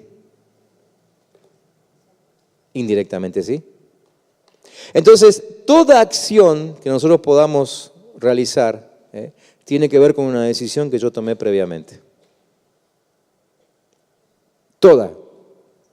Por eso todo comportamiento humano es controlable, ¿sí? O debiera, por lo menos, ser controlado, ¿no es cierto? Si quiero crear la vida de mis sueños, tengo que asumir el 100% de la responsabilidad de mi vida. Eso significa dejar de buscar excusas y culpables. El resultado es la consecuencia del suceso más mi respuesta. Fíjense acá, el resultado de determinada cosa, ¿no? ¿Cómo consigo el resultado de algo? El resultado siempre es suceso más mi respuesta. O sea, lo que me está pasando más cómo yo respondo frente a lo que me está pasando, ¿sí? Es decir, el enojo es resultado de ¿qué? Fíjate, me atropelló con la moto. ¿Es eso nada más? ¿O es el suceso, o sea, me atropelló con la moto, más mi forma de responder a lo que me está pasando. ¿Sí? ¿Ustedes vieron gente que parece que nunca se enoja por nada? O sea que se puede. Que alguien te choque, por ejemplo, y que no te enojes. Entonces el resultado es el suceso, lo que me está sucediendo, sumado a mi respuesta. Mi enojo tiene una razón de ser en mi responsabilidad. ¿Sí? Mi miedo tiene una razón de ser en mi responsabilidad. ¿Sí? Mi compromiso o mi falta de compromiso tiene una razón de ser en mi responsabilidad. O sea, todo lo que hago involucra responsabilidad de mi parte. Debo actuar entonces responsablemente. ¿Sí? Entonces, ahora entendemos el verdadero sentido de Filipenses 4, 8 y 9, ¿no? Cuando el apóstol dice, piensen en todo lo verdadero. Es algo deliberado, algo que yo puedo controlar. Acuérdense que acción y pensamiento son de control directo. ¿Sí? Entonces yo puedo controlar. Piensen en todo lo verdadero, en todo lo que es digno de respeto, en todo lo recto, en todo lo puro, en todo lo agradable, en todo lo que tiene buena fama. Piensen en toda clase de virtudes, en todo lo que merece alabanza. Sigan practicando lo que les enseñé y las instrucciones que les di, lo que me oyeron decir y lo que me vieron hacer. Háganlo así y el Dios de paz estará con ustedes. Ahí tienen un resultado. ¿Sí? Resultado. Suceso, lo que me esté pasando, más mi forma de pensar. ¿Cuál es el resultado? Paz en Dios. Paz en Dios. Todo lo que experimento hoy entonces es el resultado de decisiones tomadas en el pasado, acerca de por lo menos dos aspectos específicos que yo puedo controlar. Uno de ellos es mis pensamientos y otro las imágenes que visualizo. Esas dos cosas yo las puedo controlar. ¿Sí? Por eso Romanos 12, 1 y 2 es vital para todo esto. ¿Qué dice Romanos 12? Dice, cambien su manera de pensar, para que así cambie su manera de vivir y lleguen a conocer la voluntad de Dios, es decir, lo que es bueno, lo que le es grato y lo que es perfecto. Entonces, si queremos pasar de donde estamos hoy a donde soñamos que queremos llegar, vamos a tener que enfrentar responsabilidades. Vamos a tener que correr riesgos, ¿sí? Colosenses 3:15 dice que la paz de Cristo reine en sus corazones, porque con este propósito los llamó Dios a formar un solo cuerpo. O sea, yo tengo que correr el riesgo, tengo que hacerme responsable de hacer reinar la paz de Dios en mi corazón. ¿Sí? Me tengo que hacer responsable de eso. Entonces, no me tengo que quejar de otros, que es lo más fácil, ¿no es cierto? Si me estoy quejando de otro, me estoy quejando delante de la persona equivocada. Si necesito quejarme, me tengo que quejar delante del espejo. Ese es el único lugar adecuado para quejarme. ¿Por qué? Porque yo tengo en mi poder la decisión de cómo respondo a las situaciones que me suceden. ¿Me siguen? ¿Sí? Tenemos que hacer más de lo que funciona y más de lo que no funciona. Probar nuevos comportamientos, obtener mejores resultados. Y uno dice, bueno, pero eso lo dice que algún libro de psicología. No, lo dice la Biblia. Lo dijo Jesús. Jesús dijo en Mateo 5, ustedes han oído que se dijo, ojo por ojo y diente por diente. Pueden actuar así. ¿Sí? Así actúa la víctima. Ustedes pueden actuar así, tendrán sus resultados. Pero sigue diciendo Jesús, pero yo les digo, no resistas al que te haga algún mal. Al contrario, si alguien te pega en la mejilla derecha, ofrécele también la otra. ¿Sí? Cuando yo no ofrezco la otra mejilla, ¿cómo estoy actuando? Como el nenito de la historia de hoy, ¿no? Él empezó. Esa es la posición de la víctima. Ahora Jesús me está enseñando la posición del responsable. Jesús dice, ustedes pueden actuar como escucharon antes, ojo por ojo, diente por diente. Yo les sugiero que actúen así, ¿sí? Ofrezcan también la otra. Si alguien te demanda y te quiere quitar la camisa,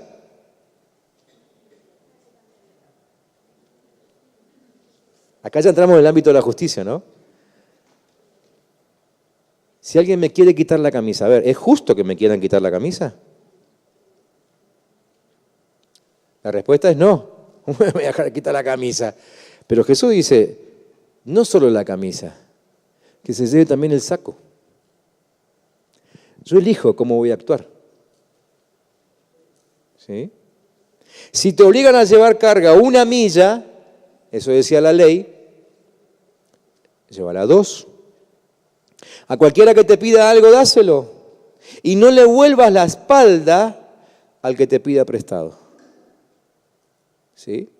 Entonces, hacer más de lo que funciona, eso no está en un libro de psicología. Puede ser que también esté, no sé, yo leí acá lo que dijo Jesús. Y Jesús me está diciendo que esto es lo que funciona. ¿Sí? Prestar atención a los resultados, porque los resultados no mienten. Si yo estoy quejándome de algo y me quejo y me quejo y me quejo y la cosa nunca cambia, ese resultado me tiene que llamar la atención. O sea, evidentemente lo que estoy haciendo todo el tiempo no funciona. Entonces dejo de quejarme porque encima me sube el colesterol, los triglicéridos y qué sé yo cuántas otras cosas, ¿no? Entonces dejo de hacer esto porque esto no me está funcionando y empiezo a probar lo que alguien como Jesús me dice que funciona. Y yo estoy casi seguro que también va a empezar a funcionar, ¿no? Voy terminando. Y sé que a algunos de ustedes les gusta leer a Pablo Neruda, así que encontré por ahí un poema de él. A mí no me gusta, pero este está bueno. Yo no leo generalmente a Pablo Neruda, pero este está bueno. Dice así: nunca te quejes de nadie ni de nada, porque fundamentalmente tú has hecho lo que querías en tu vida. Acepta la dificultad de edificarte a ti mismo y el valor de empezar corrigiéndote. El triunfo del verdadero hombre surge de las cenizas de su error. Nunca te quejes de tu soledad o de tu suerte. Enfréntala con valor y acéptala. De una manera u otra es el resultado de tus actos y prueba que tú siempre has de ganar. No te amargues de tu propio fracaso, ni se lo cargues a otro. Acéptate ahora o seguirás justificándote como un niño. Recuerda que cualquier momento es bueno para comenzar y que ninguno es tan terrible para claudicar. No olvides que la causa de tu presente es tu pasado, así como la causa de tu futuro será tu presente. Aprende de los audaces, de los fuertes, de quien no acepta situaciones, de quien vivirá a pesar de todo. Piensa menos en tus problemas y más en tu trabajo, y tus problemas, sin eliminarlos, morirán. Aprende a nacer desde el dolor y a ser más grande que el más grande de los obstáculos. Mírate en el espejo de ti mismo y serás libre y fuerte y dejarás de ser un títere de las circunstancias, porque tú mismo eres tu destino. Levántate y mira el sol por las mañanas y respira la luz del amanecer. Tú eres parte de la fuerza de tu vida. Ahora despiértate, lucha, camina, decídete y triunfarás en la vida. Nunca pienses en la suerte, porque la suerte es el pretexto de los fracasados. Y ustedes tienen ahí ahora en la última página frases que vamos a usar como repaso. Simplemente las voy a leer de corrido. Y fíjense aquí las dos actitudes, la de víctima y la de responsable. Ahora vamos a tratar de ubicarnos en una de las dos. Yo creo que ustedes se van a encontrar en alguna de las dos. O quizás en las dos. Digo quizás en las dos porque a lo mejor en algunas acciones actúan como víctima y en otras actúan como responsables. El tema es que si nos encontramos actuando como víctimas, eso tenemos que corregirlo. Y sobre todo si somos líderes, porque estamos siendo un modelo para los que nos siguen, ¿no? Ya sea que nos sigan nuestros hijos, o nos sigan nuestros discípulos en la iglesia, o nos sigan los empleados en la empresa. ¿Ah? Fíjense, la víctima explica sus brechas de efectividad. Lo que quiero versus lo que logro. Siempre está explicando. No lo logré por esto, por aquello. La víctima atribuye a las circunstancias sus dificultades, para poder ser efectiva. No lo logré porque llovió. La variable de ajuste siempre son las circunstancias. O sea, son las circunstancias las que tienen que cambiar, no yo. Las razones de su inefectividad son ajenas a ella. Los contenidos de su vida no son función de su accionar. No hace una interpretación que le dé poder, sino que busca la que se lo quita. Es lo que les decía hoy, ¿no? Cuando se ponen al margen del problema, en realidad están perdiendo poder, no lo pueden solucionar, porque están fuera del problema.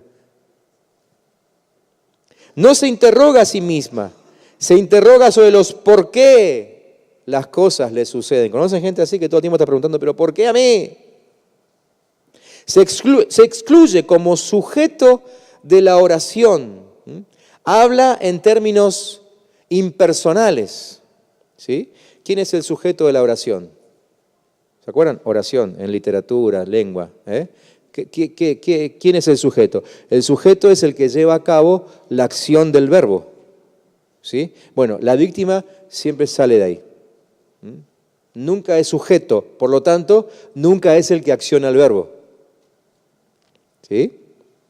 Vive en un mundo de resentimiento, resistiendo aquello que ocurrió y no puede cambiarse. Vive en contacto con la resignación, resistiendo aquello que no puede cambiarse si él accionara. El mundo siempre conspira contra ellos. Con el relato de sus historias dispara emocionalidades de bronca, angustia, impotencia, dolor, debilidad, inseguridad, presión, inferioridad, tristeza. ¿Conocen gente así? Con la que ustedes hablan y siempre tiene algo de esto. Siempre le duele algo, siempre hay algo que no puede, siempre hay algo que no le dejan. La víctima dice, yo no soy responsable. ¿Qué beneficio obtiene al excluirse? Comodidad, inocencia, ausencia de culpa. Pero la inocencia paga un costo, que es la impotencia. Ser inocente te hace impotente. Para ser inocente, tiene que hacerse impotente. Pretende controlar las circunstancias sin observar que le otorga todo el poder a las circunstancias y por lo tanto vive controlado por las circunstancias. Opera sobre la creencia de que para sentirse bien debe lograr el resultado deseado o la excusa adecuada. Depende de los juicios de aprobación de los demás. Teme ser castigada si no encuentra la excusa adecuada. ¿Se acuerdan hoy? Responsabilidad igual culpabilidad.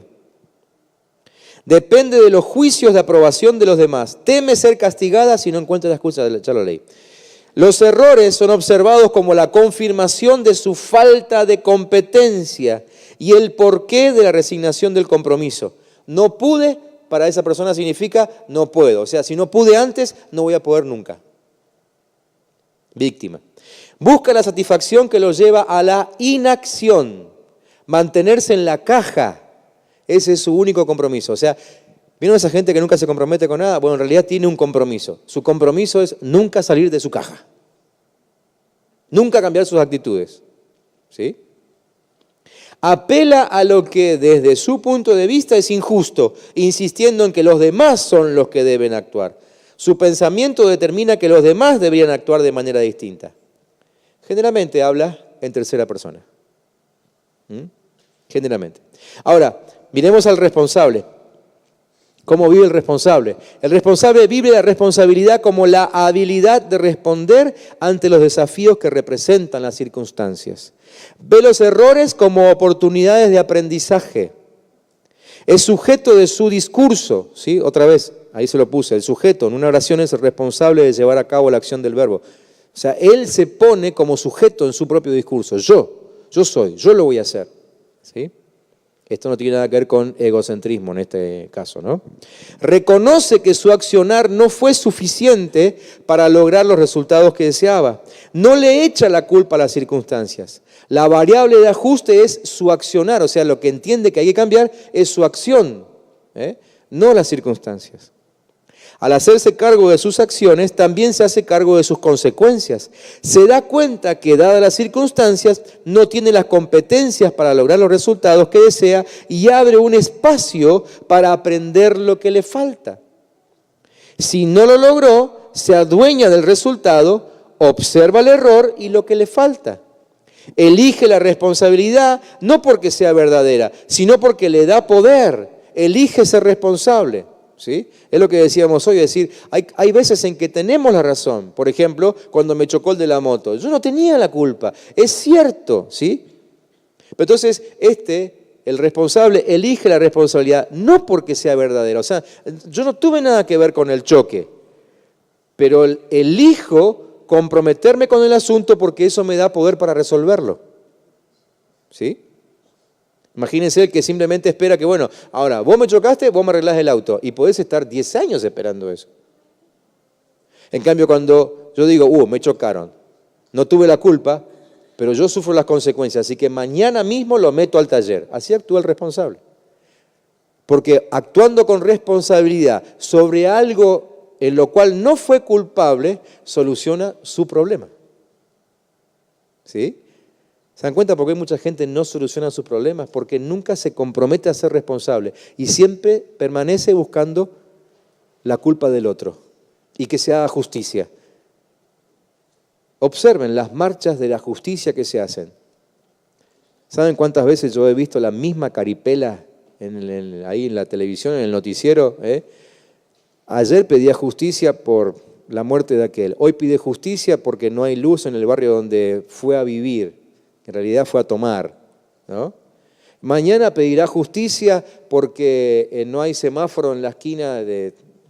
¿Sí? Y es así. Sí, todo el tiempo está pidiendo justicia, eso es víctima. En cambio, el responsable se mete en el problema y lo soluciona. No le teme la incertidumbre. Sabe que accionar puede significar un salto al vacío, un tirarse a la pileta, ¿no? Responsable no implica echarse la culpa, ya que esto significa ser víctima de uno mismo. Accionar desde la responsabilidad dispara emociones que abren posibilidades, como ser alegría, alivio, tranquilidad, felicidad, madurez, seguridad, sorpresa, ambición, poder, claridad, compromiso, paz, armonía, serenidad, ambición. ¿Sí? Hoy estábamos... andan por acá los misioneros que apoyamos en Junín. Y ustedes saben que la misionera tuvo una caída en el invierno pasado a causa del hielo en la calle y se quebró la columna y bueno, eso hasta el día de hoy le sigue trayendo muchos problemas, ¿no?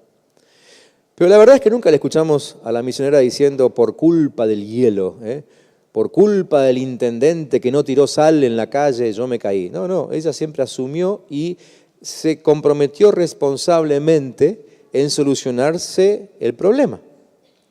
Hoy nos contaba, hoy fueron a ver a un médico nuevo, y nos contaba con sorpresa cómo la atendieron de una forma privilegiada. A tal punto de que, ¿cómo se llama esto? El plus que se paga a la obra social, el coseguro, le dieron el monto, pero cuando lo iban a pagar le dijeron, no pague nada, hasta el coseguro se lo dejaron liberado. Entonces, me acordaba de ella, ¿no?, cuando escribí esto. ¿Por qué? Porque el accionar con responsabilidad trae estas emociones, ¿no? Como por ejemplo sorpresa. ¿No te pasó alguna vez que dijiste, no sabés lo que hizo el Señor? Mirá. Pero ¿por qué llega la sorpresa a tu vida? Porque decidiste solucionar un problema más allá de que fueras culpable o no fueras culpable.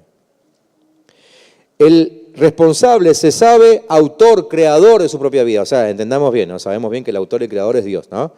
Pero él sabe que él participa de la generación de sus ámbitos de vida. No se siente todopoderoso, no siente culpa si las circunstancias se interponen con su compromiso. Acepta que está pasando lo que está pasando y busca salir de allí. Ante circunstancias que lo limitan, dice, ¿qué voy a hacer ante estas circunstancias para lograr lo que quiero? Busca la insatisfacción que lo lleva a la acción. Acciona desde la integridad, pensamiento, palabra y acción alineados con valores. Habla siempre en primera persona. Como dice la Biblia, el que me obedezca vivirá tranquilo, sosegado y sin temor del mal.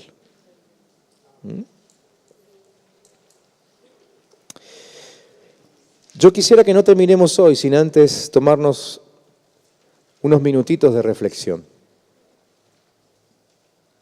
Porque la verdad es que estamos tan inmersos, sumergidos, metidos en un mundo que se victimiza todo el tiempo, que la victimización también nos agarró a nosotros.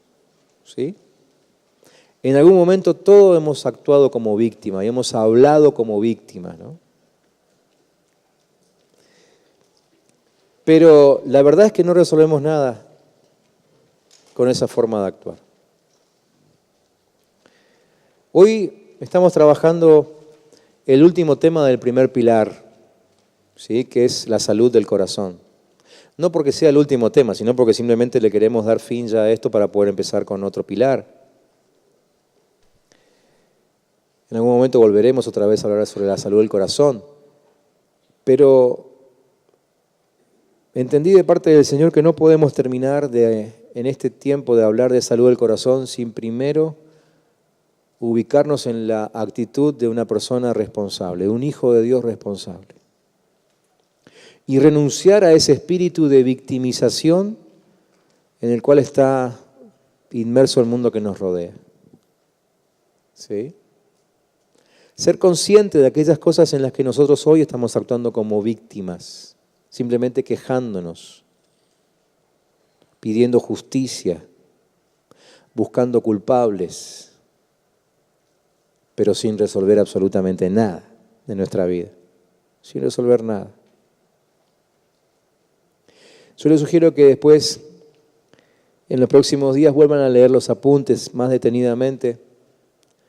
Creo que van a poder refrescar la memoria de todo lo que dijimos. Y ubíquense ahí, a ver si hay alguna actitud, alguna palabra, alguna frase, algún pensamiento que permitieron en su mente que tengan que ver con victimización. No solo que el Señor lo condena, no solo que no es el modelo que Él nos dejó. No sé, quizá lo peor de todo es que no logramos nada siendo simplemente víctimas. Y no solamente que no logramos nada, nosotros, con nosotros mismos, sino que además estancamos a todos los que nos rodean.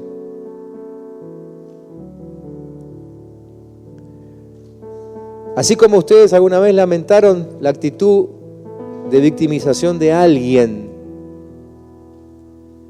y dijeron qué difícil que es vivir con alguien que se hace la víctima todo el tiempo, probablemente alguien que está viviendo con vos, que comparte espacios, que comparte tiempos de trabajo, de ministerio, está diciendo exactamente lo mismo de tu vida, ¿no?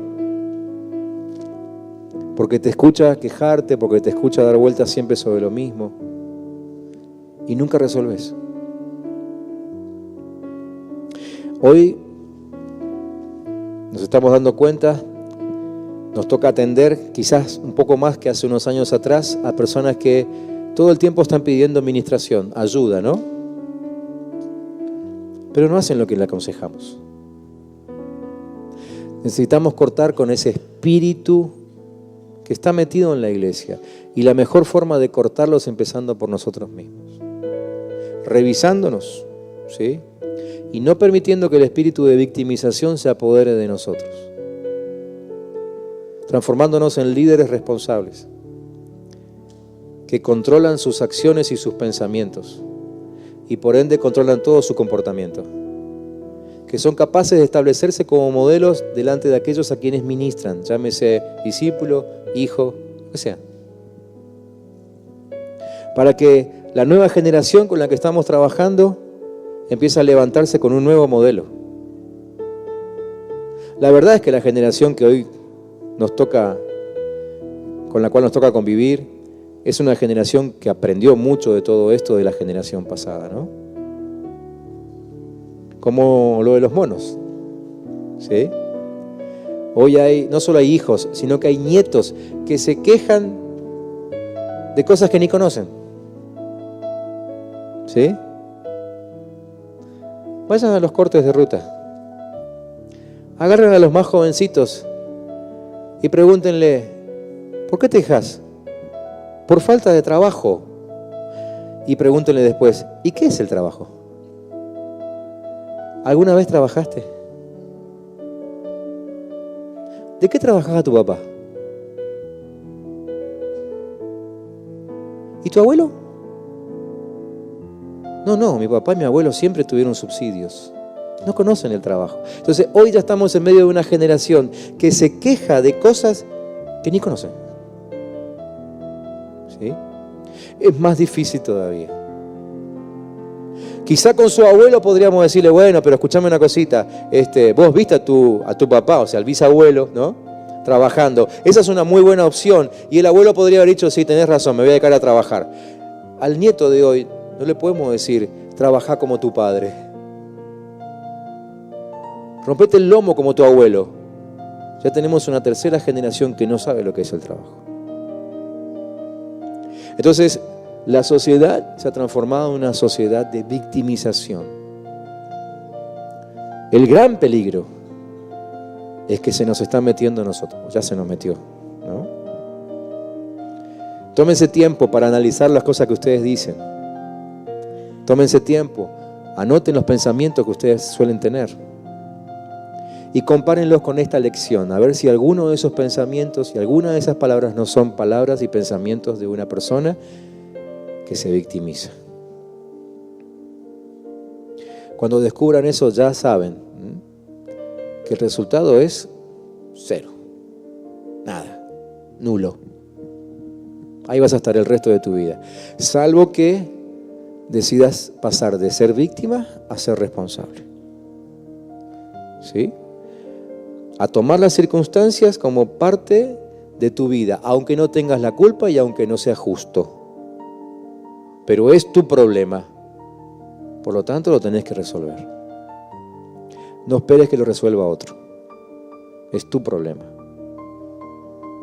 Si te está afectando, es tu problema. Si hay noches que no dormís, es tu problema. Si hay cosas que no puedes hacer, es tu problema. ¿Sí? La verdad que ya no me puedo sentar en cualquier lugar del templo. Ay, si solamente el pastor se pusiese a predicar sobre el amor entre los hermanos, yo podría volver a sentarme donde me sentaba antes. Probablemente el pastor tenga que empezar a predicar sobre el amor entre los hermanos. Pero el problema de la falta de amor entre los hermanos lo estás teniendo vos. ¿Por qué no te puedes sentar donde te sentabas antes? ¿Es tu culpa? No, porque el pastor no predica. ¿Es justo? No, porque tenés autoridad sobre tu cabeza. Pero el problema, ¿quién lo tiene? El pastor parece que no, porque sigue predicando de lo mismo de siempre.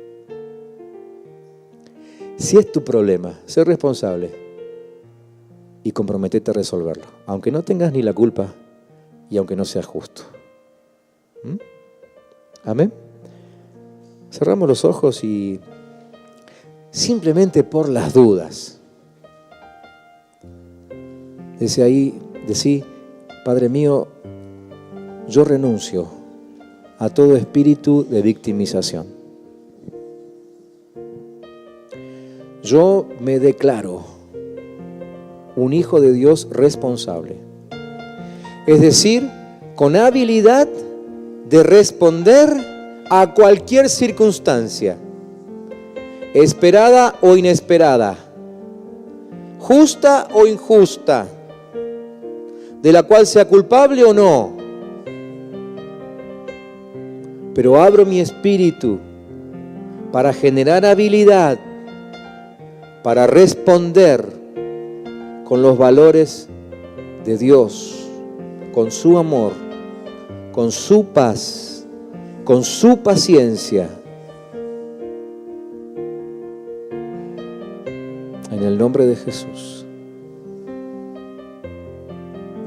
Señor, yo bendigo a mis hermanos y aún mi propia vida la bendigo, para que sobre nosotros haya una constante conciencia de que nosotros podemos decidir sobre lo que nos sucede. Podemos decidir sobre cómo actuamos. Podemos decidir sobre cómo respondemos. Que el enojo no llega de golpe. Que la ira no es algo incontrolable. Que la mentira no es la única opción.